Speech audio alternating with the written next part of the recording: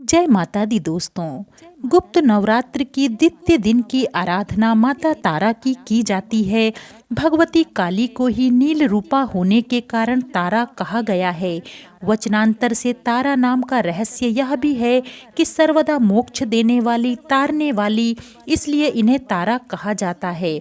अनायास ही वाक शक्ति प्रदान करने में मां समर्थ हैं, इसलिए इन्हें नील सरस्वती भी कहते हैं। भयंकर विपत्तियों से भक्तों की रक्षा करती हैं, इसलिए उग्र तारा हैं। बृहनील तंत्र आदि ग्रंथों में भगवती तारा के स्वरूप की विशेष चर्चा है ग्रीव का वध करने के लिए इन्हें नील विग्रह प्राप्त हुआ था। भगवती तारा नील वर्ण वाली, नील कमलों के समान 3 नेत्रों वाली तथा हाथों में कैंची, कपाल, कमल और खड्ग धारण करने वाली हैं। ये व्याघ्र चर्म से विभूषिता तथा कंठ में मुंडमाला धारण करने वाली हैं। भगवती तारा के 3 रूप हैं, तारा, एक जटा और नील सरस्वती। तीनों रूपों के रहस्य, कार्यकलाप तथा ध्यान परस्पर भिन्न हैं, किंतु भिन्न होते हुए भी सबकी शक्ति समान और एक है।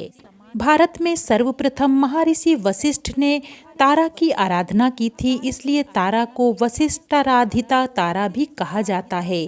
वशिष्ठ ने पहले भगवती तारा की आराधना वैदिक रीति से करनी प्रारंभ की, जो सफल न हो सकी। उन्हें अदृश्य शक्ति से संकेत मिला कि वे तांत्रिक पद्धति के द्वारा, जिसे चिनाचारा कहा जाता है, उनकी उपासना करें।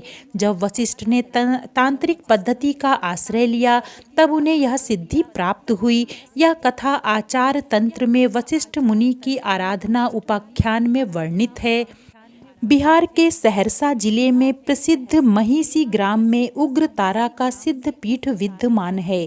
वहाँ तारा, एक जटा तथा नील सरस्वती की तीनों मूर्तियाँ एक साथ हैं। मध्य में बड़ी मूर्ति तथा दोनों तरफ छोटी मूर्तियाँ हैं। कहा जाता है कि महर्षि वशिष्ठ ने यही तारा की उपासना करके सिद्धि प्राप्त की थी। तंत्र शास्त्र के प्रसिद्ध ग्रंथ महाकाल संहिता के गुहामकाली खंड में महाविद्याओं की उपासना का विस्तृत वर्णन है। उसके अनुसार तारा का रहस्य अत्यंत चमत्कारजनक है। मान्यता है कि इनकी उपासना से सामान्य व्यक्ति भी बृहस्पति के समान विद्वान हो जाता है। तो बोलिए मात शक्ति तारा की जय।